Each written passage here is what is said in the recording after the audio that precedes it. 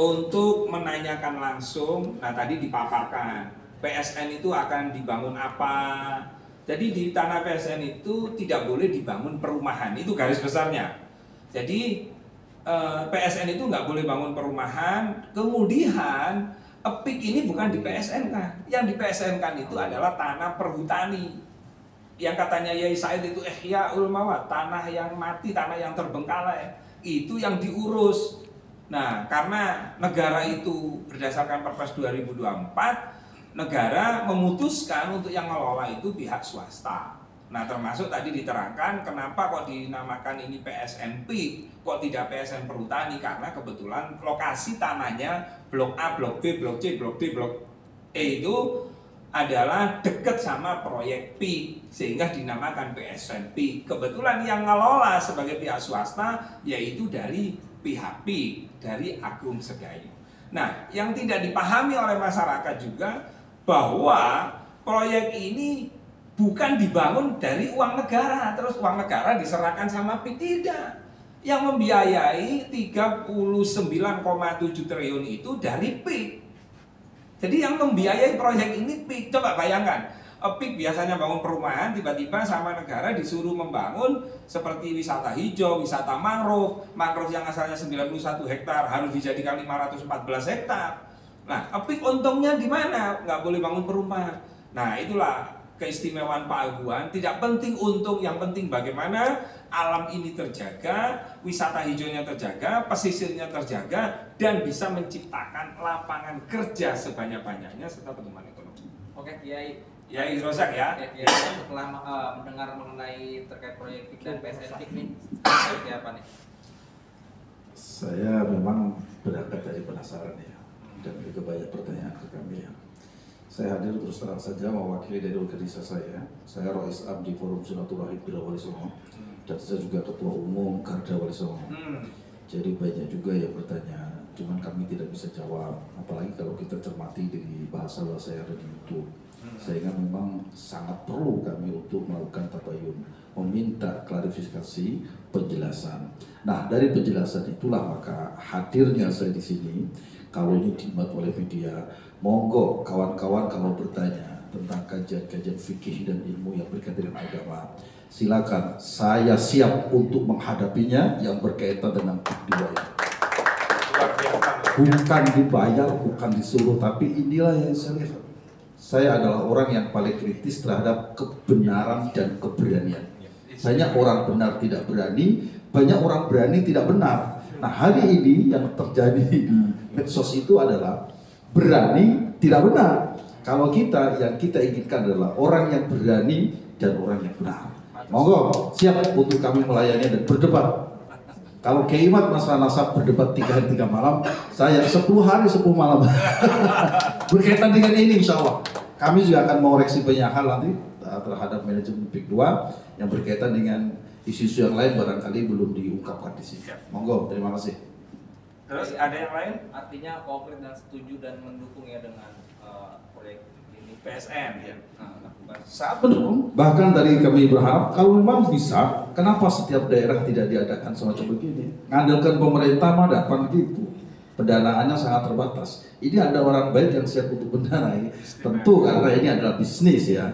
Tapi di balik itu kan maslahatnya juga banyak. Kenapa tidak sepanjang Pantura dijadikan seperti begini misalnya? Atau kalau perlu daerah saya Sumedang, Rembang misalnya, saya kasih di Rembang. Kenapa tidak? Nanti bupatinya sonding pada PIK 2 misalnya.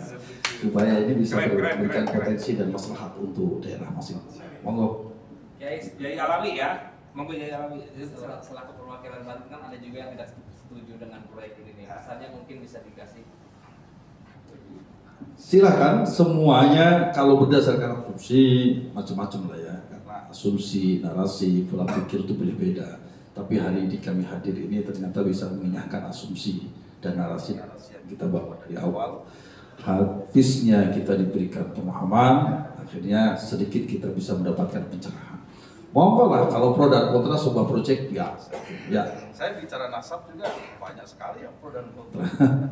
Tetapi inilah kalau kita mengedepankan hanya keberanian tanpa kebenaran, Ya susah menghadapi orang seperti itu. Sebagus apapun data yang kita miliki, pasti akan dinafikan. Tapi kalau orang bicara berdasarkan kebenaran, ditunjang dengan keberanian, maka pasti membutuhkan yang disampaikan oleh Kiawi. Adanya data, ya bukti, terus alat bukti dan saksi. Ini sudah cukup bagi kami.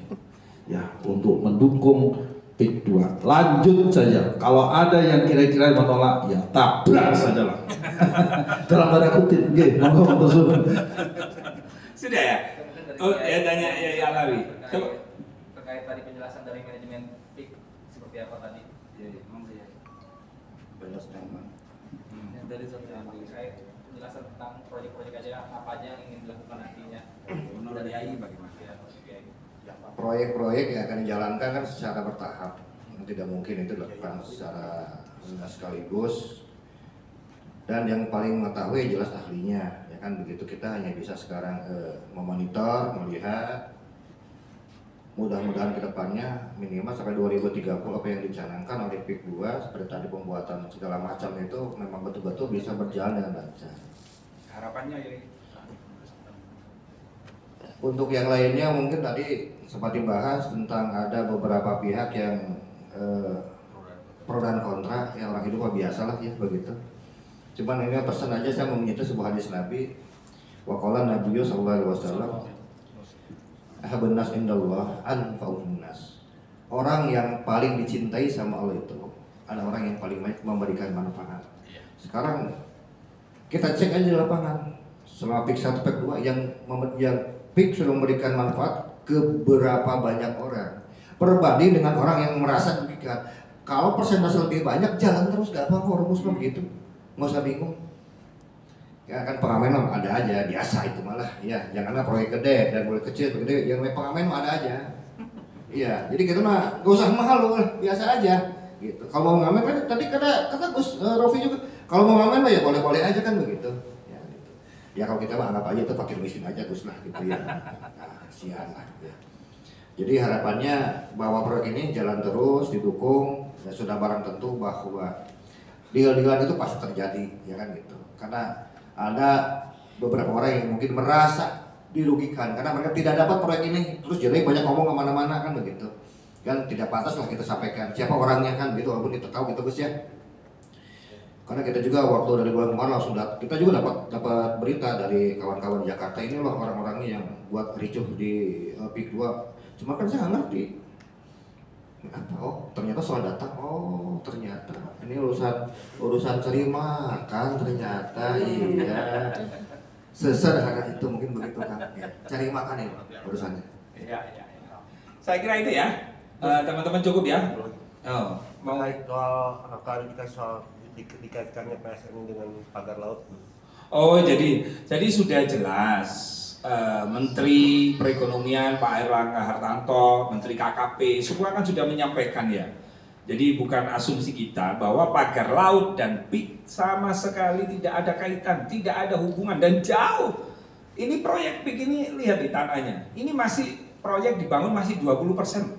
Tanahnya ngapain? Laut dipagar terus kemudian misalnya nggak ada. Jadi itu sudah dijawab oleh Pak Airlangga Hartarto bahwa clear tidak ada kaitan PIK dan pagar laut, apalagi PSN juga gitu.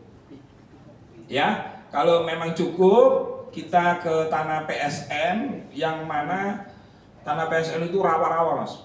Jadi parah deh kondisinya. Ini kalau nggak dirumat, nggak dirawat sama negara, nggak diserahkan sama PIK, ya selamanya jadi seperti itu. Hanya ngerawat ulo, bajul, nyambe, terus nggak karu-karuan.